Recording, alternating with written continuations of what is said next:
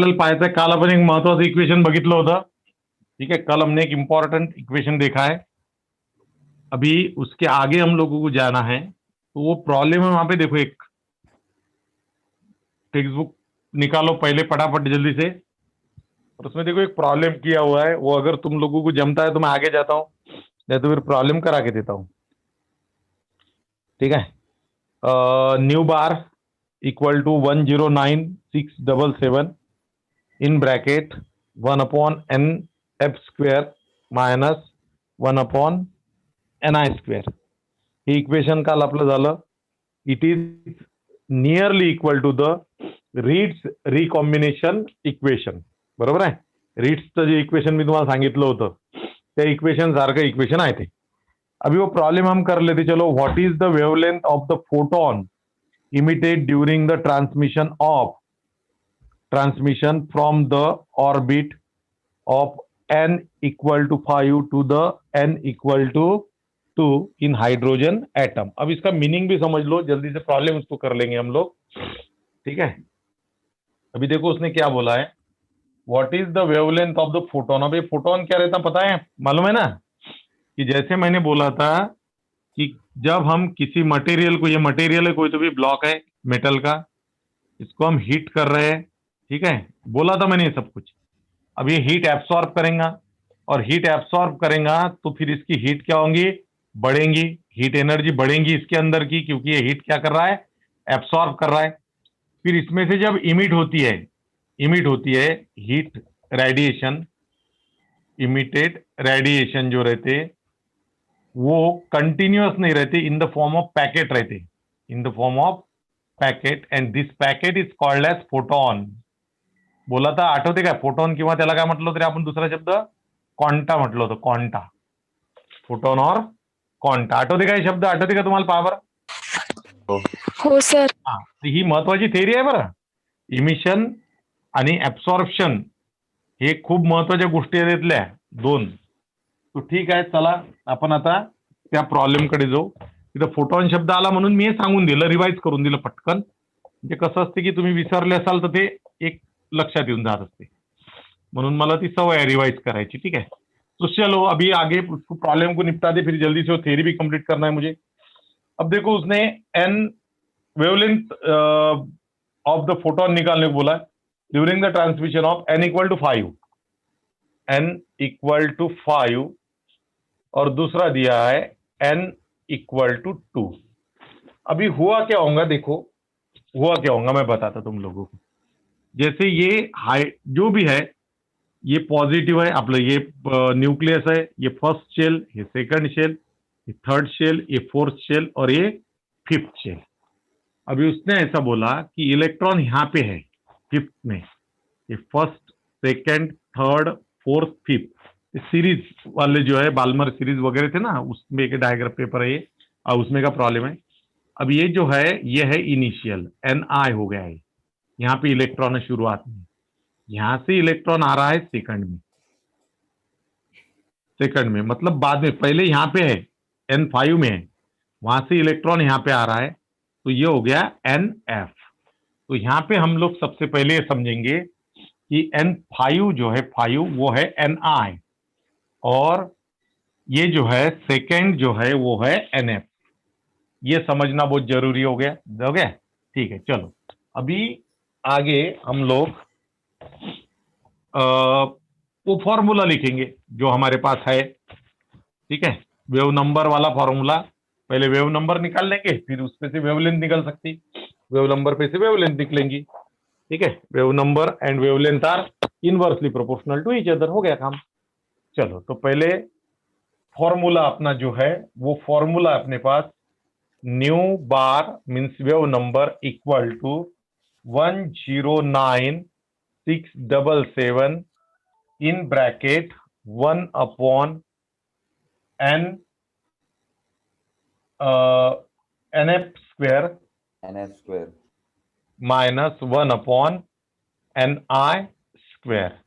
This is the formula. Okay, चलो इसमें हम हमारे नंबर लिख देंगे फटाफट. सो 109,677 इंटू 1/nf, देखो क्या है 25 5 है, 5 का स्क्वायर माइनस 2 का स्क्वायर, ऐसा हो जाएगा वो। इसलिए 109677 इंटू इन ब्रैकेट 1/25 माइनस 1/4। तो ऐसे होता नहीं, इसका तुम लोगों को पहले कैलकुलेशन करना पड़ेगा बाय मेथड। 77 इंटू दोनों का मिला के 100 हो गया, ठीक है। ये इधर, ये इधर, ये इधर, बरोबर। अभी क्या होगा फिर वो 25 माइनस 421 21 ना, हाँ। तो 109677, तो 21 डिवाइडेड बाय 100। अब 21 डिवाइडेड बाय 100 क्या होगा, 109677 इंटू 0.21, सरळ हो जाए। 4-25 इनके हा इकडे येईन ना,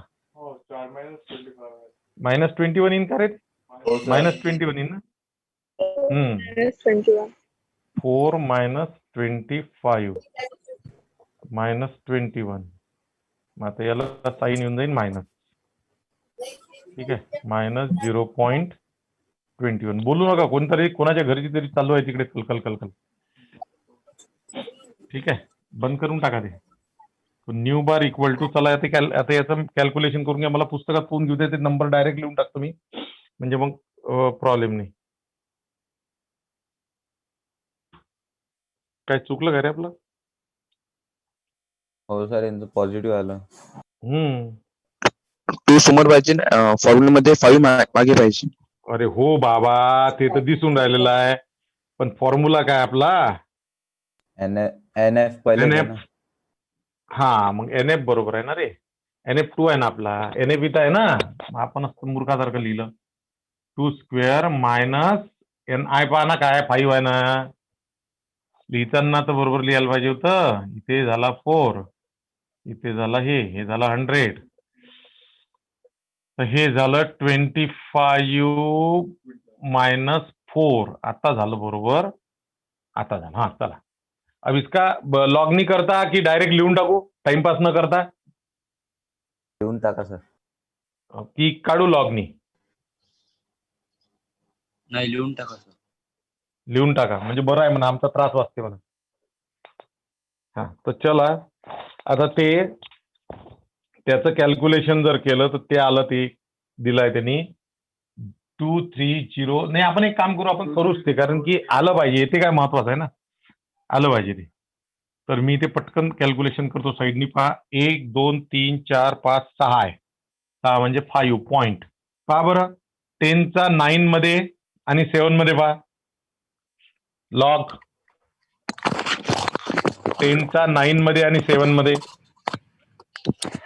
043 403 003 0403, हो बरोबर आहे।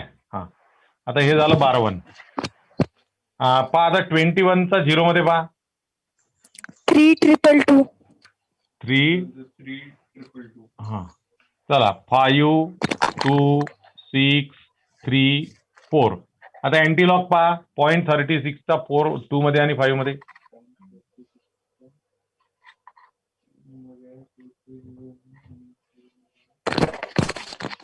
2306 2306 2306, बरोबर आहे, आणि 4 नंतर आहे, म्हणजे इथे एक 0 अधिक येईल, इथं जाईल पॉईंट, म्हणजे हे आलं तुमचं 23060 इतका सेंटीमीटर इनवर्स। पॉवर चेक करा बरोबर आहे का ते, म्हणजे याला जर करायचं झालं आपल्याला तर 2.3060 इंटू 10⁻⁴ होऊन जाईल ते, आता इथे आहे ना, तिथे 2304 पाहिजे, कुठे पाहिजे, ते 6च्या जागी 4 पाहिजे इथे। हो बरं, हे तुम्हीच सांगितलेलं आहे, मला माझा काही दोष नाही त्याच्यात। झालं बरोबर, आता इतका सेंटीमीटर इनवर्स चेक करा, आता पुस्तकातलं उत्तर आणि आपलं उत्तर बरोबर आहे, 23032 आलं त्याचं 0.17। मग याचं लॉक चुकले, याचा अर्थ काहीतरी सांगण्यात चुकलं याचं. बरोबर पाहणार आहे, लॉक तर बरोबर पहा कमीत कमी.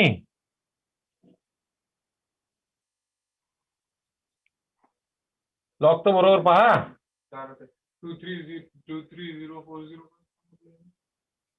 2 पहा बरं, 0.36चा 2 मध्ये आणि 5 मध्ये पहा बरं अँटी लॉक. पहिले ते लॉगही चेक करा तुम्ही लोक. लॉग जर चुकले असेल तर मग कसं येणार आहे? 10चा 9 मध्ये आणि 7 मध्ये पहा.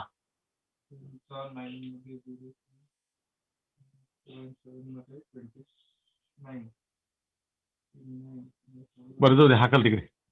ते इतकं काही नाही आहे, मला प्रॉब्लेम निपटवून आहे पटकन आता ते.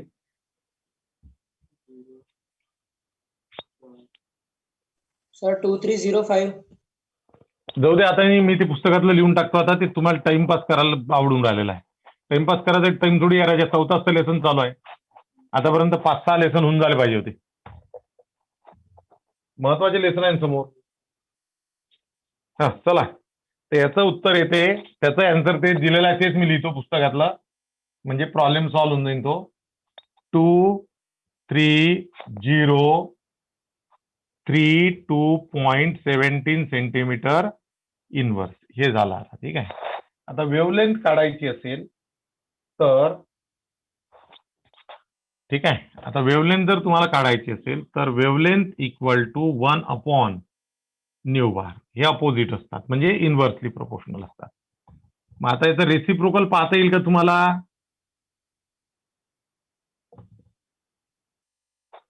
रेसिप्रोकल जमते काय की नाही जमत? हो येते.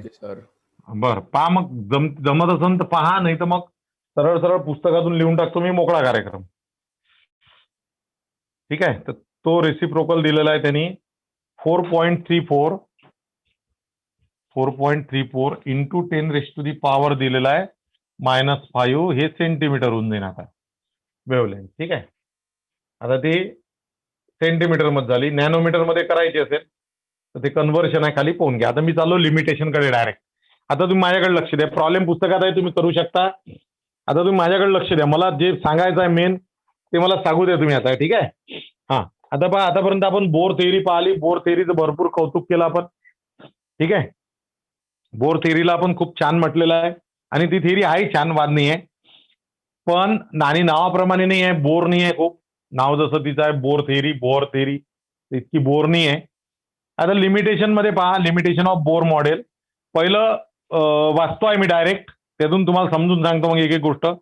Bourse atomic model fail to account for finer detail of hydrogen atom spectrum observe in sophisticated spectroscope experiment. आता हे पहा, स्पेक्ट्रोस्कोप त्यावेळेस नव्हता. ज्यावेळेस बोरनी हे थेअरी लिहिली होती त्यावेळेस स्पेक्ट्रोस्कोप नव्हता. स्पेक्ट्रोस्कोप हे नंतरची गोष्ट आहे. मग नंतर जेव्हा स्पेक्ट्रोस्कोप मध्ये हायड्रोजन स्पेक्ट्रम पाहिला, तेव्हा बोरच्या थेअरीमध्ये स्पेक्ट्रोस्कोप मध्ये जे दिसलं, कारण की शेवटी ते इन्स्ट्रुमेंट झालं ना, ऍडव्हान्स टेक्नॉलॉजी झाली स्पेक्ट्रोस्कोप म्हणजे. तर जेव्हा बोरची थेअरी होती, बोरनी थेअरी प्रपोज केली होती, तेव्हा हे स्पेक्ट्रोस्कोप नव्हता. परंतु मग जेव्हा स्पेक्ट्रोस्कोप डिस्कवर केला गेला, पाहिला गेला, त्यानंतर जेव्हा बोरच्या थेअरी सोबत ते रिलेट केले त्या स्पेक्ट्रोस्कोपचे रिझल्ट, तर ते त्याच्यासोबत तंतोतंत मॅच झालेले नाही. It is not exactly match with the result of spectrometer और spectroscope is not match with the result of the Bohr's model in case of the hydrogen spectrum. Okay, लक्षात आलं काय? समजलं काय? अर्थ काय म्हणायचं आहे मला? हो सर. हा, चल.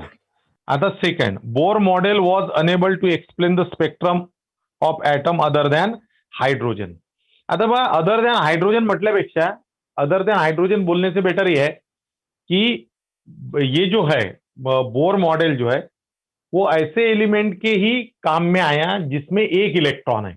जैसे हमने कल He+ बनाए थे, He+ 1 इलेक्ट्रॉन, Li++ 1 इलेक्ट्रॉन. वो जो 1 इलेक्ट्रॉन जिनके पास है उनके लिए ये मॉडल एग्जैक्ट बरोबर था. लेकिन एक से ज्यादा अगर इलेक्ट्रॉन है तो फिर ये मॉडल कुछ काम का नहीं था. ठीक है, तो उसने हाइड्रोजन एटम बोला लेकिन मैं तो ऐसा बोलता हूं कि this model is applicable for those atom और आयन विच कंटेन 1 इलेक्ट्रॉन। जिनके पास 1 इलेक्ट्रॉन है उनके काम का था ये, और जिनके पास 1 से ज्यादा इलेक्ट्रॉन है उनके काम का नहीं था, बिल्कुल ही नहीं था। Is that clear? Yes, sir. हाँ, अब थर्ड जो है वो इंपॉर्टेंट है। Bohr theory could not explain the splitting of spectral line in presence of magnetic field Zeeman effect and electric field Stark effect. ठीक है, अतः what is the Zeeman effect and what is the Stark effect?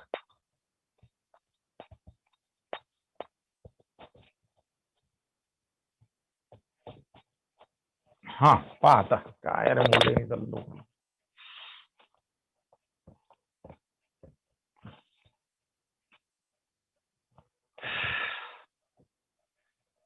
जीमन नाम के scientist थे, जीमन और Stark. ठीक है, इन्होंने क्या प्रूव किए थे, ध्यान दो अच्छे से, कि उनका बोलना ऐसा था कि ये जो स्पेक्ट्र, उन्होंने मैग्नेटिक फील्ड अप्लाई किए थे नॉर्थ पोल और ये साउथ पोल.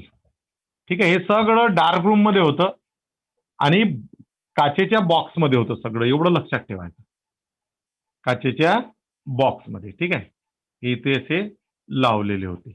हे एकच मॅग्नेट आहे, असं मॅग्नेट असते ते, हॉर्स शू टाईप मॅग्नेट असते ते, असं मॅग्नेट राहते लावलेलं. ठीक आहे, हे असं मॅग्नेट आहे, हा एक पोल आहे, हा दुसरा पोल आहे, आणि याच्यातून त्यांनी काय केलं, इसमें से स्पेक्ट्रल लाइन पास की. स्पेक्ट्रल लाइन का मतलब क्या है, वो बाल्मर सीरीज वाली लाइन जो है, ठीक है, bright light in a dark background, आठवते का? हाँ, तो त्या लाइनला म्हणायचं स्पेक्ट्रल लाइन. तो जो स्पेक्ट्रल लाइन थी उसमें से पास किए, तो उनको ऐसे ध्यान में आया कि जब ये स्पेक्ट्रल लाइन अपन मैग्नेटिक फील्ड में से पास करते तो ये स्पेक्ट्रल लाइन सीधी न जाते हुए वो स्प्लिट अप होती है ऐसी, कुछ पार्ट उसका नॉर्थ की तरफ जाता है और कुछ पार्ट उसका साउथ की तरफ जाता है. ये जो इफेक्ट है स्प्लिटिंग ऑफ,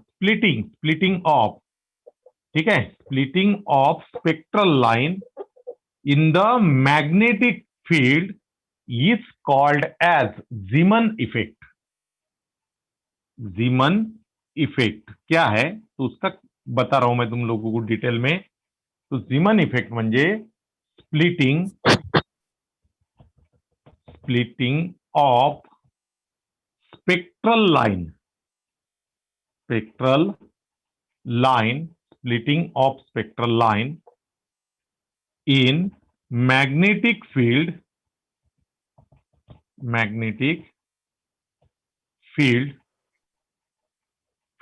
called as जीमन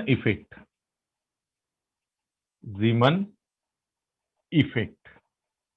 और स्टार्क इफेक्ट जो था वो भी ऐसे ही था, सेम बिल्कुल, लेकिन वहां पे मैग्नेटिक फील्ड की जगह पे हम लोगों को होना इलेक्ट्रिक फील्ड. ठीक है, तो स्टार्क इफेक्ट क्या था?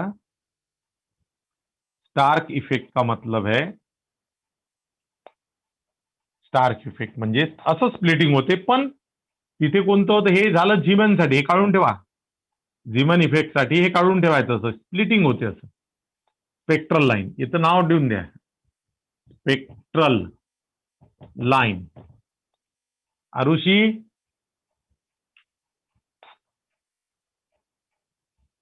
आरुषी पाडेकर, आयुषी, हो सर. हा, लक्षात आलं बेटा तुला? हो सर. हा, तर हे झालं आता मॅग्नेटिक फील्ड मधून जेव्हा ती लाईन पास करतो आपण तेव्हा ती डिस्ट्रीब्यूट होते, अशी म्हणजे स्प्लिट अप होते.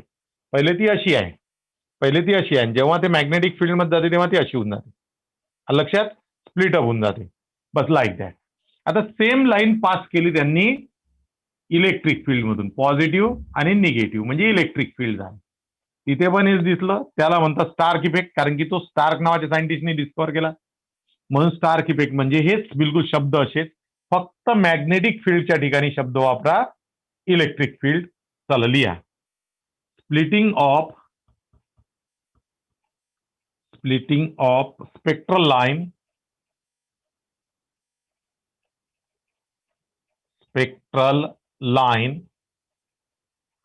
in electric field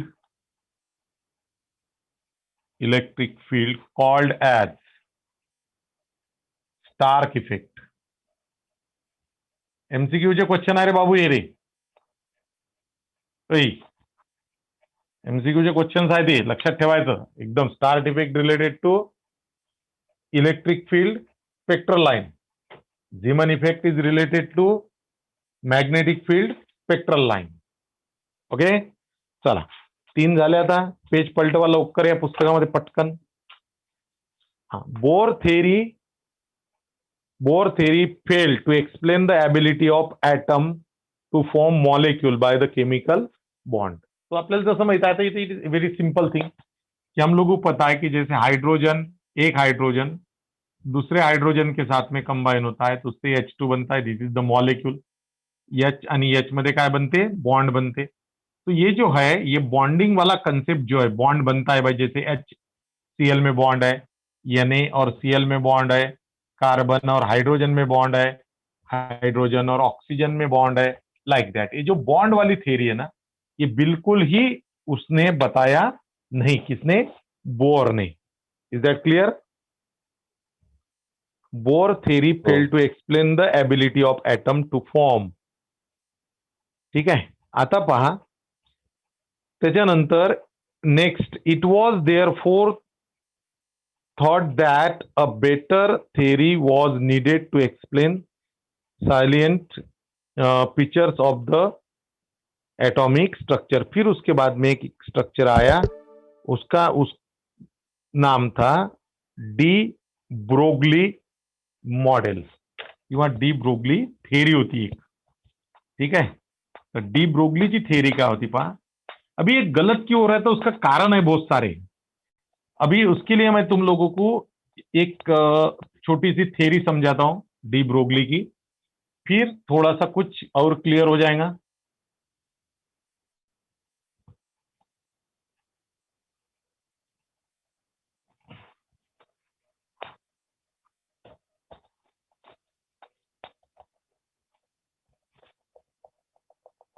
ठीक है. अभी देखो कैसा था कि सारा जो खेल चल रहा था अभी तक.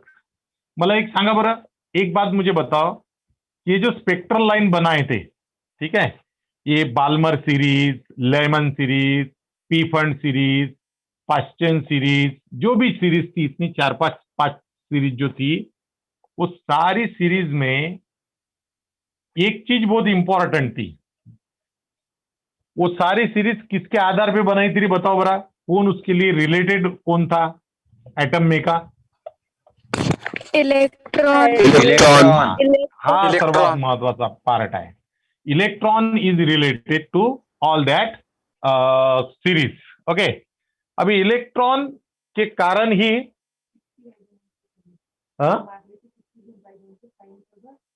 हो तो 10 मिनिट थांबा म्हणा. 10 मिनिटात क्लास संपते म्हणा मग देते म्हणा. ठीक है. तर अभी ये इलेक्ट्रॉन इंपॉर्टेंट था. अभी ऐसा मानते थे पहले कि इलेक्ट्रॉन जो है इन्हें ये डी ब्रोगली थ्योरी के पहले जब बोर थ्योरी थी वो डाल्टन वगैरह सब था तो ऐसा सबसे पहले इनिशियली ऐसा अज्यूम करते थे electron is particle. Electron is particle. क्यों भाई particle? Because electron have some velocity. इलेक्ट्रॉनला वेलोसिटी आहे कारण की इलेक्ट्रॉन रोटेट होते. रोटेट और इलेक्ट्रॉन अगर रोटेट होता है इसका मतलब उसको वेलोसिटी है. ठीक है. अगर वेलोसिटी है तो वेलोसिटी सिर्फ पार्टिकल को रहती है. ठीक है. इसलिए फिर ऐसा समझते थे कि इलेक्ट्रॉन जो है वो पार्टिकल है. Because electron is particle because चल रहे थे साइंटिस्ट लोग उस जमाने में. ठीक है.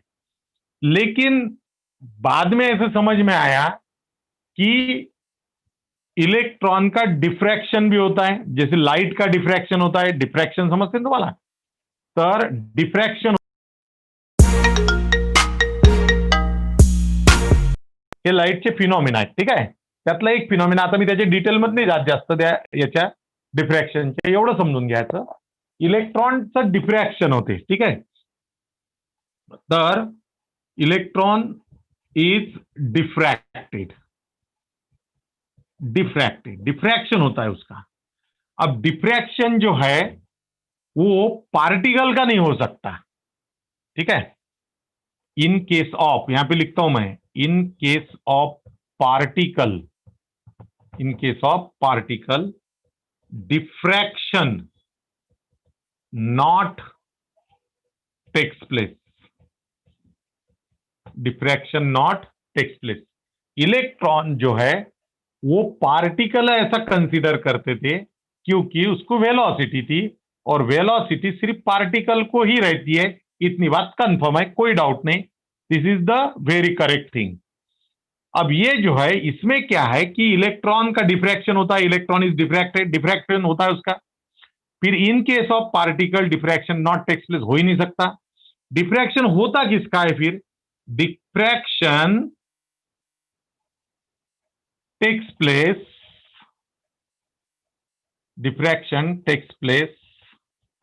in case of वेव में डिफ्रैक्शन पॉसिबल है. फिर अब देखो, अगर हमने वेलोसिटी के बारे में अगर सोचे, तो वेलोसिटी के बारे में सोचेंगे तो इलेक्ट्रॉन इज पार्टिकल, बरोबर है. और अगर डिफ्रैक्शन उसकी प्रॉपर्टी है, उसके बारे में अगर सोचेंगे तो इलेक्ट्रॉन इज वेव. आई क्या बात समझ में? अलग अलग लक्षात? हो सर. हा, दोन वेगवेगळ्या गोष्टी आहे, या महत्वाची गोष्ट आहे. ठीक है, वेलोसिटी के बारे में सोचेंगे तुम तो इलेक्ट्रॉन, और उसका डिफ्रैक्शन होता है, ये भी सच बात है. फिर डिफ्रैक्शन अगर होता है तो डिफ्रैक्शन पार्टिकल का हो ही नहीं सकता, डिफ्रैक्शन होता है वेव का. फिर इसका मतलब ये हुआ कि इलेक्ट्रॉन इज नाइदर पार्टिकल, बरोबर है. Electron is not only particle but also wave. समझ में? फिर मैं यहां पे लिखूंगा electron is particle as well as it is wave. फिर उसका जो नेचर है, ये particle nature and wave nature, बरोबर है. फिर electron possesses particle as well as particle and wave nature. Directly तुम्ही wave nature. This is called, पटपट लिया, this is called dual nature of electron. ते लिहून घ्या तुम्ही, dual nature of electron.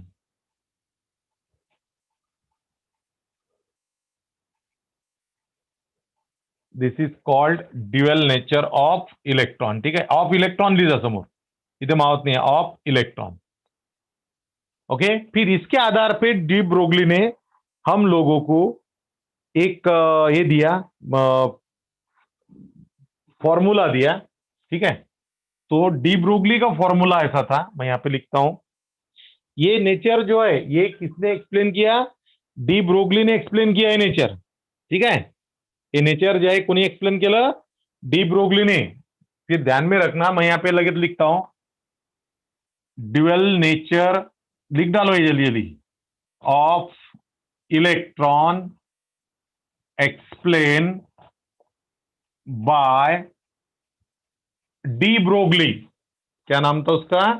D का डी स्मॉल है, डी स्मॉल निकालो, जो लिखा है वैसे लिखना है उसको, डी ब्रोगली. ठीक है, अब उसने हमको एक फॉर्मूला दिया डी ब्रोगली ने, lambda equal to h upon m v. ठीक है, lambda equal to h upon m v. अब ये लैम्बडा का मतलब क्या है? वेवलेंथ है. यह चीज प्लैंक कांस्टेंट तुमको मालूम है, m is mass of electron and v is the velocity of electron, v is the velocity of electron, lambda wavelength है, जल्दी जल्दी फटाफट, h is a Planck constant, तुम लोगों को पता है, m is mass of electron, v is velocity of electron, okay then, velocity of electron. अब तुम लोगों की एक बात मालूम है, ये इंपॉर्टंट आहे रे, समजलं का तुम्हाला? सांगा मला, हे महत्वाची गोष्ट आहे.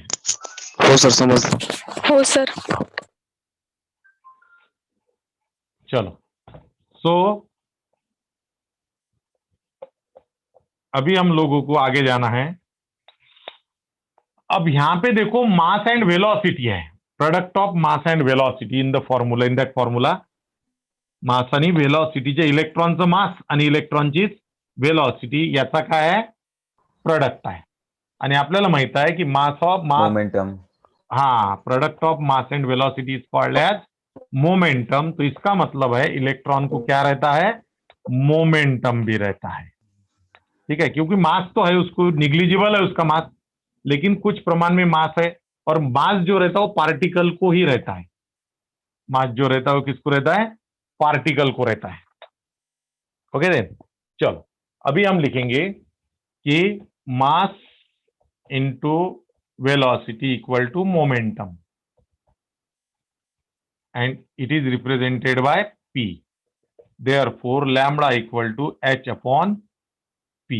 हा एक फॉर्म्युला बनला होता. ठीक आहे, तर आता हे इथपर्यंत झालं.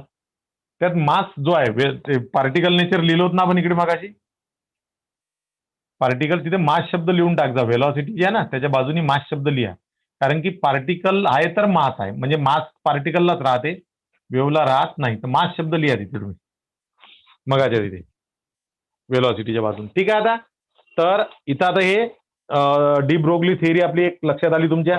आता उद्याला अनसर्टिनिटी प्रिन्सिपल घेऊन घेऊ. ठीक आहे, अनसर्टिनिटी प्रिन्सिपल, आणि मग श्रोडिंगर इक्वेशन आहे, टफ आहे थोडंसं पण चांगलं आहे, एकदम मस्त आहे. आतापर्यंत समजलं ना तुम्हाला हे? हो सर. हो सर. चलो हो फिर सर. कोई प्रॉब्लेम नहीं, तेज महत्वाचं आहे. चला ओके, आता तुम्ही सेकंड इन्स्टॉलमेंट जमा करा बरं रे, पटपट रे. काही लोकांनी तर अजून फर्स्टही नाही दिला, आता त्यांना काढतोच मी ट्युशनच्या बाहेर. ठीक आहे, त्यांना ट्युशनच्या बाहेरच काढून टाकतो आता, काही इलाज नाही त्याला.